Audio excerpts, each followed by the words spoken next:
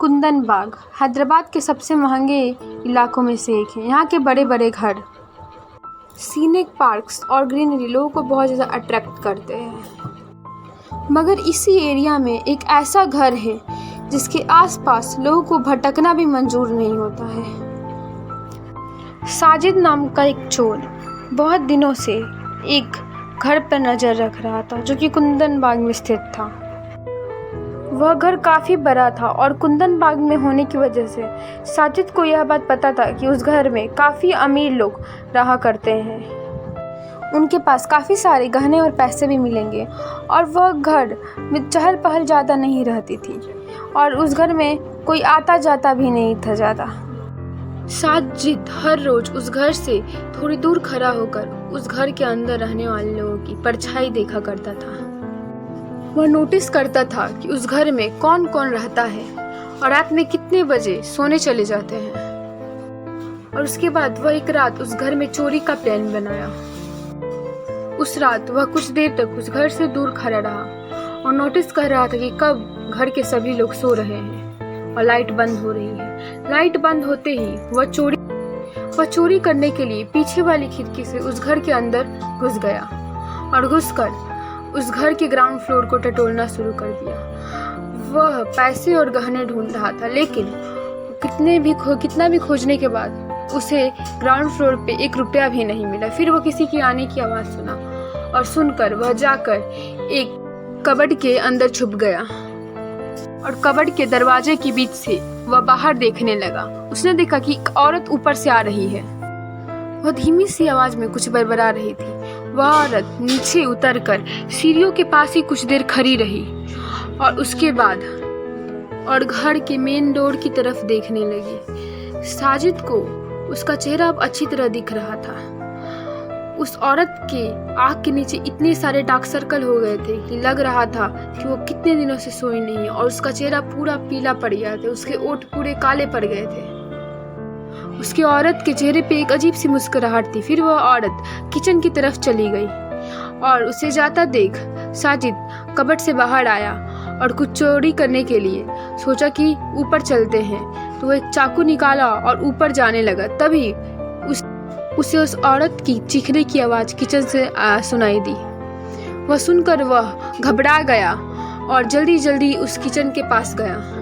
वह किचन में देखा कि वह औरत भी चाकू लिए नीचे एक कोने में बैठी हुई है और चाकू से नीचे कुछ खरोद रही है। यह देखकर वो बहुत घबरा गया और सोचने लगा कि मैं छोटी मोटी चोरी करके ही यहाँ से निकल जाता हूँ। फिर वह चोरी करने के मकसद से फिर से दोबारा ऊपर जाने लगा और जब वह ऊपर जा रहा था तब उसने देखा कि ऊपर वाले कमरे में के आगे एक लड़की खड़ी हुई थी। यह लड़की उसी औरत की बेटी लग रही थी क्योंकि दोनों का चेहरा एकदम मिल रहा था। इस लड़की के भी आंखों के नीचे डार्क सर्कल थे और इस लड़की का भी चेहरा पीला पड़ गया था। साजिद आगे बढ़ा और अपने हाथ में पकड़ा चाकू उस औरत को दिखाया और उसे डराने की कोशिश की, लेकिन वो औरत टस से मस नहीं हुआ। अचानक से वो हंसने लगी, बहुत भयानक हंसी, जिसे देखकर साजिद पूरा डर गया। और फिर अचानक से वह औरत कमरे के अंदर चली गई। यह सब देखकर साजिद को कुछ समझ नहीं आ रहा था। फिर अचानक से वह कमरा खुला और उस कमरे से इतनी गंदी बदबू आ रही थी कि जिसे साजिद बर्दाश्त नहीं कर पा रहा था। फिर साजिद अंदर गया और देखा कि वहाँ 3 लाश पड़ी हुई है और अचंभे की बात तो यह थी कि उसमें से 2 औरतों की लाश उसने अभी अभी उनको जिंदा देखा था। यह देखकर वो पूरा चौंक गया और ऐसा लग रहा था कि वो लाश अभी से नहीं कितने महीनों से पड़ी हुई है, क्योंकि वह लाश अब डिकम्पोज होना शुरू हो गई थी। यह सब देखकर अब साजिद को कुछ समझ नहीं आ रहा था और उसने सोचा कि साजिद को कुछ समझ नहीं आ रहा था और उस लाशों से बहुत गंदी बदबू आ रही थी। इसलिए साजिद बिना कुछ सोचे समझे उस घर से बाहर निकला और बाहर निकलकर उसने सोचा कि मैं जाके ये सब बात पुलिस को बताता हूँ। फिर वह वहाँ से सीधा पुलिस के पास गया और जो उसके साथ घटना हुई है वो सारी घटना पुलिस को विस्तार से बताया।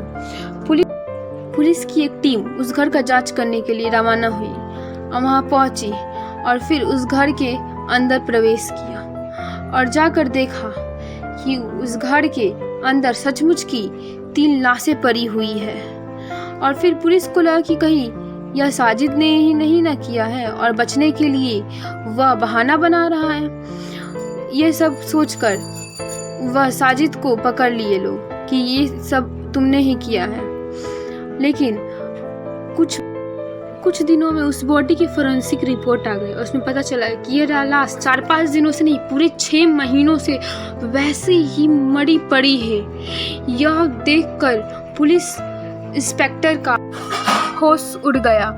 रिपोर्ट के मुताबिक उन लोगों ने जहर खा के अपनी जान दे दी थी और जांच करने पे पुलिस को उस कमरे के आसपास एक फिनाइल की बोतल भी मिली और कुछ तंत्र मंत्र के सामग्री भी मिली, काला जादू का सामग्री मिला।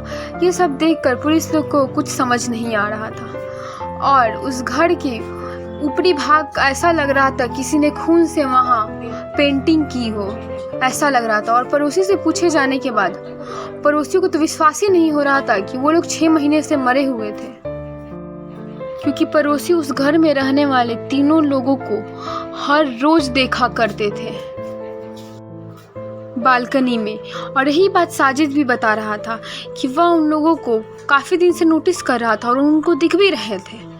और पड़ोसियों ने तो इनको टहलते हुए भी देखा है, यहाँ तक इनके जो कमरे हैं उनके लाइट ऑन ऑफ होते हुए भी देखे। पुलिस की बात सुनकर उन्हें कुछ समझ नहीं आ रहा था। पुलिस के मुताबिक यह लाश 6 महीने पुरानी ही थी। लोगों के बताने के अनुसार 3 लोग इस घर में रहा करते थे और तीनों बहुत अजीब थे। वो किसी से बातचीत नहीं करा करते थे, स्पेशली तब से जब उनके घर के मालिक का देहांत हो गया।